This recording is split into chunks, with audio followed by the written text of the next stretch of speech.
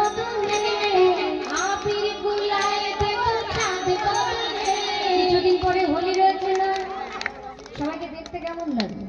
খুব সুন্দর সুন্দর, ভূতের মতো। এই ঠিক বলেছে, খুব সুন্দর ভূতের মতো। তাহলে কোথায় লাগাবে? মুখে মুখে না চুলে বেশি লাগায়।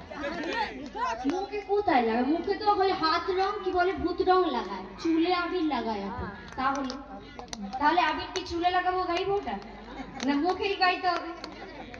আবিরের গুলায় দেব চাঁদ বদনে